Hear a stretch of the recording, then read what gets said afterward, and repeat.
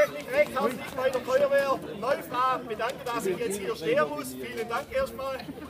Ich bin aber gern für diesen Spaß bereit, hier mitzumachen. Es ist für eine gute Sache. ALS, Amyotrophe Lateralsklerose ist eine heimtückische Krankheit, die nicht heilbar ist. Und die Forschung ist da noch nicht sehr weit. Und es ist einfach gut, hier Spendengelder zu sammeln, um hier einfach den Betroffenen, zukünftig Betroffenen auch helfen zu können, dass die Krankheit sich etwas verzögert und nicht so schnell voranschreitet.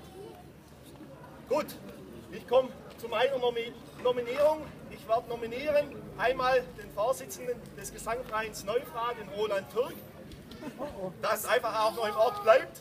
Dann möchte ich meinen Bürgermeisterkollegen aus Straßberg nominieren, den Markus Seiser. Und als dritten den neuen deutschen Zehnkampfmeister René Staus, der aus Benzingen kommt und mittlerweile in Tübingen wohnt.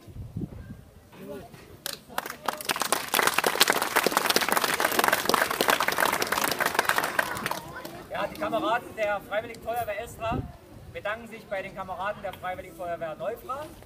Ich hoffe, die Partnerschaft leidet nicht unter dieser Herausforderung. Aber ihr wisst, wir sind immer Helfer in Not. Und deswegen helfen wir auch in dieser Situation und wollen einen kleinen Beitrag dazu beitragen, dass diese schlimme Krankheit geheilt werden kann. Und ich schließe mich den Worten des Bürgermeisters Traub an. Und wir fordern heraus die Stadträte der Stadt Elstra. Wir fordern heraus das Lehrerkollegium der Oberschule Elstra und die Kameraden der Freiwilligen Feuerwehr Kamenz, hier oder nicht hier, überhaupt an der Eisbucket Challenge teilzunehmen.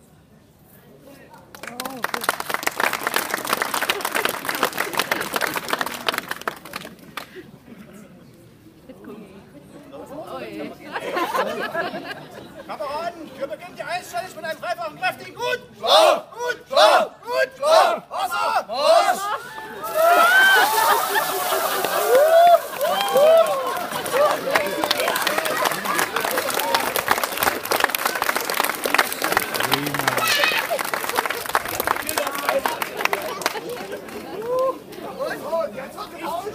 Ich möchte Sie alle auch ermuntern, vielleicht auch einen kleinen Beitrag dazu zu leisten. Wir werden auch 2 Gläser aufstellen, wo Sie auch eine kleine Spende für die Forschung für ALS dann entrichten können, falls Sie das möchten. Vielen Dank.